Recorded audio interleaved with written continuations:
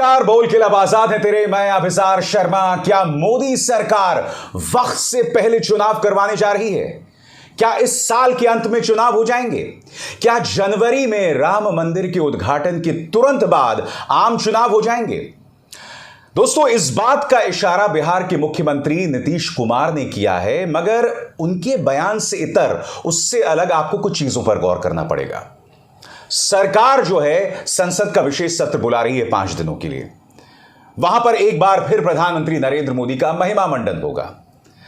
यही नहीं, एक देश एक चुनाव, उसको लेकर बाकायदा एक समिति बनाई जा चुकी है। बताया जा रहा है कि राष्ट्रपति रामनाथ कोविंद इसकी अध्यक्षता कर रहे हैं। यानी कि मोदी सरकार अपनी तरफ से लगातार कोशिश कर रही है चुनावों को लेकर। हर एक कदम जो उठाया जा रहा है उसका मकसद कहीं ना कहीं चुनावों से।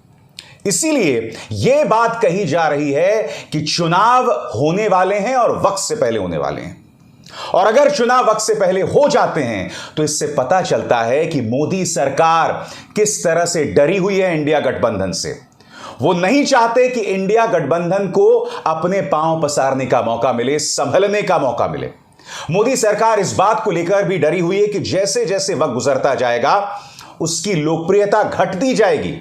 और मोदी सरकार को सबसे बड़ा डर इस साल के अंत में 5 राज्यों के चुनावों को लेकर है।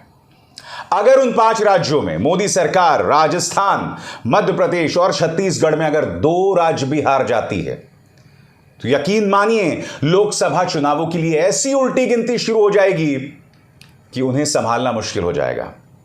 अब नीतीश कुमार ने इस बात की ओर इशारा किया है। कल देर रात मुंबई से लौटने के बाद उन्होंने पत्रकारों से इस बात की ओर इशारा किया। क्या कहा नीतीश कुमार ने, आइए सुनते हैं। बहुत अच्छा रहा, मीटिंग हो गया और सब लोगों ने बातचीत की और मिलकर के सब कुछ तय हो गया है।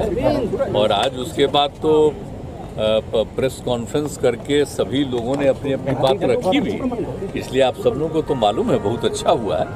और हम लोगों का बहुत तेजी से हम लोगों को काम करना है और केंद्र वाला तो पहले भी चुनाव करा सकता है, इसलिए हम लोगों को एकजुट होकर काम करना चाहिए। अब बहुत अच्छा मीटिंग हो गया, बहुत अच्छा। वन नेशन की बात हो रही है, स्पेशल सेशन बुलाया गया है लोकसभा का, क्या आखिर ये क्या हो रहा है? अरे भाई, तो लोकसभा का बुलाया जा रहा है तो को मतलब समझ रहे हैं ना। लोकसभा का बुलाने के बाद का मतलब है कि जल्दी चुनाव कराने के चक्कर में आपकी मंशा, आप जो संकेत दिए थे वो तो लग रहा है कि वही तो बता ही रहे हैं। तो उसके साथ साथ ये भी डिमांड पूरे तौर पर करना न चाहिए कि भाई जाति आधारित जनगणना क्यों नहीं केंद्र सरकार। आज तो बोलिए ना, हुआ भी 2020 में न होना था। जाति आधारित नहीं करता, अलग बात है, लेकिन आप सुन लीजिए, सोच लीजिए, नहीं ना किया है, हो गया। आपको यह बात समझनी पड़ेगी कि दरअसल नीतीश कुमार जो है ना, वो भारतीय जनता पार्टी के बहुत करीबी हैं। उनके बहुत से सोर्सेज है बीजेपी के अंदर, इसीलिए वो तमाम बातें कह पाते हैं। इसीलिए अगर आज नीतीश कुमार ये बात कह रहे हैं या ममता बनर्जी ये बात कह रही हैं तो उसे नजरअंदाज नहीं किया जा सकता। मैं आपको बतला दूं, कल पटना में तेजस्वी यादव भी मौजूद थे। उनसे सवाल पूछा गया कि भाई चुनाव करीब आ रहे हैं और मोदी सरकार जो है एक देश एक चुनाव की बात कर रही है, तो तेजस्वी यादव ने पलटवार किया तंज कसते हुए और कहा कि एक देश एक चुनाव के बजाय बात कीजिए एक देश एक आय की। किस तरह से तंज कसा तेजस्वी यादव ने, आइए सुनते हैं आपकी स्क्रीन पर। वन नेशन वन इलेक्शन की बात है तो पहले मोदी जी को हम सजेस्ट करना चाहते हैं कि वन नेशन वन इनकम कर दे पहले, ताकि सब लोगों का एक जैसा, एक समान जैसा इनकम हो। बेरोजगारी है, गरीबी है, पहले वन नेशन वन इनकम तो करें, इसके लिए कमेटी बनाए। बेकार की बात कर रहे हैं वन नेशन वन इलेक्शन की। वन नेशन वन इनकम होना चाहिए। और जहां तक बात है, अभी ये कह रहे हैं कि वन नेशन वन इलेक्शन, बाद में कहेंगे कि केवल जो है केंद्र सरकार, केंद्र का ही चुनाव हो, राज्यों का ख़त्म कर देंगे। फिर बाद में बोलेंगे कि one nation one leader, one nation one party, one nation one language, एक भाषा, वन नेशन वन पहलवान, वन नेशन वन रिलीजन, ये सब बेकार की बातें हैं, कहीं चलने वाला नहीं है। मोदी जी से हम लोग यही अनुरोध करेंगे, पहले देश की आर्थिक स्थिति, लोगों के साथ आर्थिक न्याय तो करें। दोस्तों, हो क्या रहा है मैं आपको बतलाता हूं। हो ये रहा है कि विपक्ष के तेवर उग्र हैं। इसके अलावा अडानी को लेकर प्रधानमंत्री नरेंद्र मोदी लगातार रक्षात्मक मुद्रा में हैं और राहुल गांधी भी अपने हमले तेज कर रहे हैं, लगातार हमले तेज कर रहे हैं। कल मुंबई में उन्होंने तमाम पत्रकारों को बताया कि किस तरह से एक कोऑर्डिनेशन कमेटी बनाई जाएगी इंडिया के तमाम घटक दलों में, और इस मौके पर वो अडानी को नहीं भूले। और हर बार जब राहुल गांधी अडानी का जिक्र कर रहे हैं तो किसी के पेट में जोरों से दर्द हो रहा है, कराह निकल रही है। सुनिए राहुल गांधी ने किस तरह से तंज कसा आपके स्क्रीन पर। सेशन में दो महत्वपूर्ण बातें डिसाइड की गई। पहले के एक कोऑर्डिनेशन कमेटी होगी और दूसरी कि जल्दी से जल्दी जो सीट शेयरिंग का मामला है उसको हम डिस्कस करके उसमें हम रेजोल्यूशन निकाल देंगे। नरेंद्र मोदी और अदानी जी के बीच में जो रिश्ता है उसके बारे में मैंने कल बोला। इंटरनेशनल फाइनेंशियल न्यूज़पेपर्स में आया है कि $1 बिलियन पैसा हिंदुस्तान से गया है, बाहर गया है और वापस आया है। नरेंद्र मोदी जी G20 करा रहे हैं और हिंदुस्तान की इज्जत का मामला है।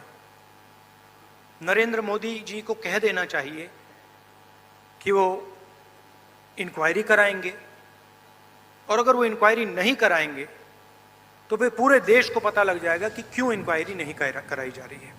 दोस्तों, मैं ये तो नहीं जानता कि इंडिया गठबंधन कमाल कर पाएगा ये नहीं, मगर एक बात तय है, उनकी तरफ से कोशिशें बदस्तूर जारी हैं। वो लगातार कोशिशें कर रहे हैं और कम से कम शुरुआत जो है वो ठीक ठाक दिखाई दे रही है। अब तक 3 बैठकें हो चुकी हैं। शुरुआत पटना से हुई, फिर बेंगलुरु और अब मुंबई में चीजें जो हैं वो ज्यादा खुली हुई दिखाई दे रही हैं। कल 3 चीजों का ऐलान किया गया। पहला कि जहां तक संभव हो सके सीट शेयरिंग हो, दूसरा चुनावी रैलियों पर बात की जाए, और तीसरी बात जो अपनी बात रखना चाहेगा घटक दलों में उसके लिए बाकायदा जो है एक समिति बनेगी जहां मीडिया स्ट्रैटेजी जो है वो जाहिर की जाएगी, और नारा होगा जुड़ेगा भारत जीतेगा इंडिया, यानी कि नारे में भारत भी है और इंडिया भी है। इस बात का ऐलान किसी और ने नहीं, आदित्य ठाकरे ने कहा। उन्होंने क्या कहा दोस्तों, आइए सुनते हैं। आज इंडिया पार्टीज ने 3 रेजोल्यूशंस पारित करे हुए हैं, उसको मैं पढ़ के दिखाता हूं। पहला रेजोल्यूशन यह है कि we the India parties hereby resolve to contest the forthcoming Lok Sabha elections together as far as possible. Seat sharing arrangements in different states will be initiated immediately and concluded at the earliest in a collaborative spirit of give and take. दूसरा resolution ये है, we the India parties hereby resolve to organize public rallies at the earliest in different parts of the country on issues of public concern and importance. और तीसरा resolution ये है, we the India parties hereby resolve to coordinate our respective communications and media strategies and campaigns on the theme of जुड़ेगा भारत जीतेगा India in different languages. Thank you. जय हिंद।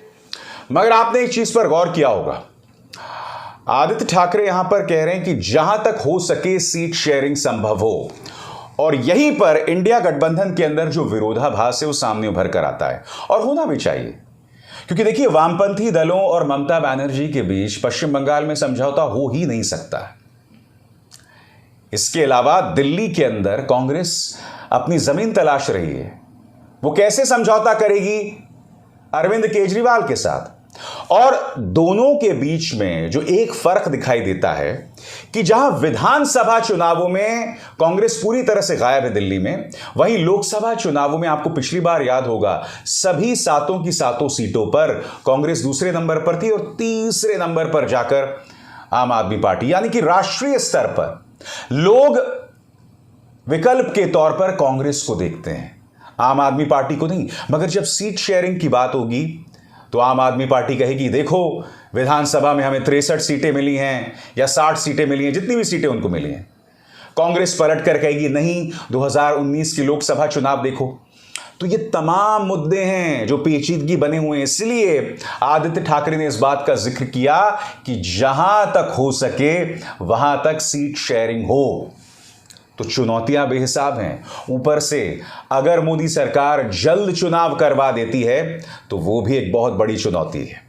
मगर हां, हमें यह नहीं भूलना चाहिए कि आखिरकार फैसला जनता को करना है। यह जनता को देखना है किस तरह से मुद्दों को भटकाकर अनर्गल मुद्दों की तरफ देश का ध्यान खींचा जाता है।